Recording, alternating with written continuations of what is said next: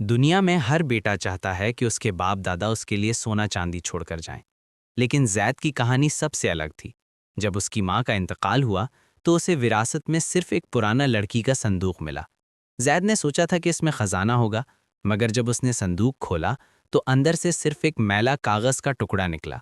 जैद को क्या मालूम था कि ये मामूली सा कागज का टुकड़ा उसे शहर का सबसे अमीर इंसान बना देगा या फिर हमेशा के लिए बर्बाद कर देगा। आइए देखते हैं एक बेटे के संघर्ष और माँ की निशानी की ये जज्बाती कहानी। जैद एक गरीब घराने का लड़का था। उसे बचपन से ही शर्म आती थी कि उसकी माँ रहमत भी सड़क के किनारे एक छोटी सी रेहड़ी पर समोसे बेचती थी। लोग उसे समोसे वाली का बेटा कहकर पुकारते थे।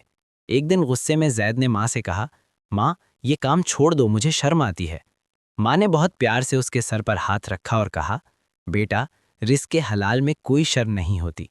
जिस दिन तुम इस हुनर को समझ जाओगे, उस दिन दुनिया तुम्हारी कदमों में होगी। फिर एक दिन अचानक माँ का साया सर से उठ गया और जैद बिल्कुल अकेला हो गया। घर में ना पैसे थे ना खाना, बस वो पुराना संदूक और वो पुरानी कागज की पर्ची थी जिस पर समोसे के खास मसाले की तरकीब लिखी हुई थी।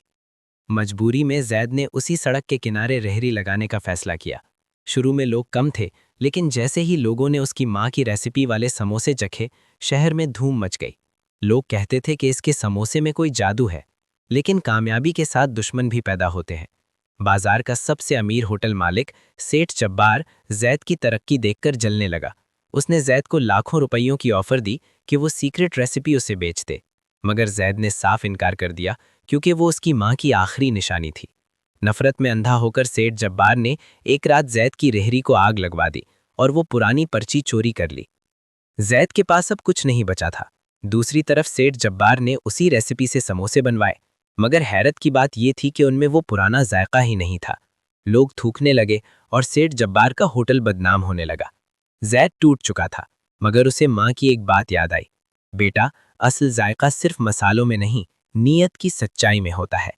जैद ने हिम्मत जमा की और बगैर उस पर्ची के सिर्फ अपने अंदाजे और माँ की याद के साथ दोबारा मसाले तैयार किए। उसने महसूस किया कि माँ मसाले डालते वक्त हमेशा दुरूद शरीफ पढ़ती थी और उनकी नीयत सिर्फ पैसा कमाना नहीं, बल्कि लोगों का पेट भरना था। जैद ने एक छोटी सी मेज से काम दोबारा शुरू किया और देखते ही देखते वही पुराना जायका शहर की हर जुबान पर था। सेठ जब्बार का गुरूर मिट्टी में मिल गया और जैद ने साबित कर दिया कि हुनर चोरी किया जा सकता है, मगर नीयत और बरकत चोरी नहीं हो सकती। आज जैद शहर के सबसे बड़े फूड कोर्ट का मालिक है।